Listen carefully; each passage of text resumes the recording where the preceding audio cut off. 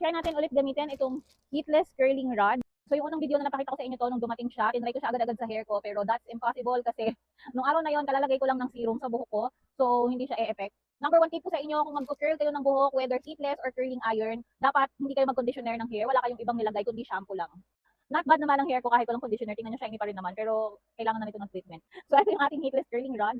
Ayan, ganyan siya. And ano bang tawag dito? Parang velvet, hindi, ano ba? Basta hindi ko alam kung tawag dito. Parang velvet yung ganito niya. Bend siyang ganyan. Meron siya ditong ganyan, and sa kabila parang hook. Kasi i-roll mo dyan yung hair mo and kakabit mo ng ganyan. Super perfect na velvet siya kasi hindi magagasgas yung hair natin. So, umpisahan na natin para wag humaba tong video na to. So, kailangan ko lang i-divide yung hair ko into 3. Kukunin ko tong crown ko dito and then yung dalawa dito sa side, kagaya dun sa first video. So, ganito yung ginawa ko. Bali ganito, nyo hahatiin yung buhok nyo, 3 section. So, tinali ko siya. First time ko lang din ginawa.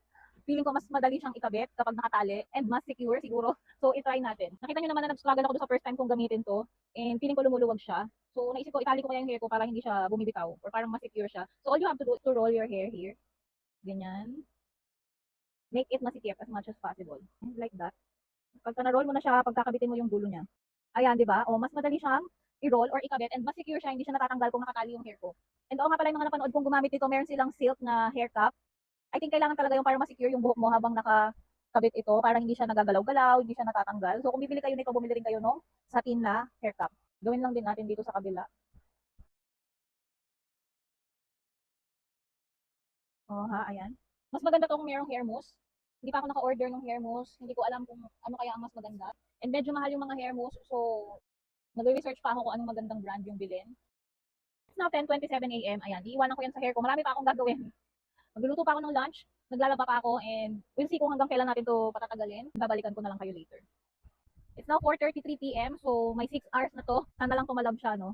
Ayan, so tatanggalin na natin para makita natin yung kanyang result. And, wow, parang hindi naman masyado tumalab. So lalagyan ko na agad siya ng hair picks para wag na matanggal yung curl niya. Mahirap kasi talaban ng curls yung buhok ko. So lagyan na natin siya agad ng hair picks. See?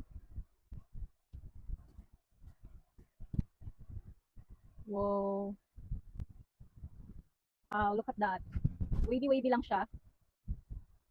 So 5 hours lang to, mas maganda siguro yung curls niya kung mas matagal. And kung gagamit tayo ng mousse, bago tayo maglagay nitong heatless curling rod. Napaka-sexy naman ng curls niya, tingnan nyo. Pak. O, di ba? Cute ng curls niya. So kung gusto niyo rin itong heatless curling rod, lalagay ko dyan sa basket.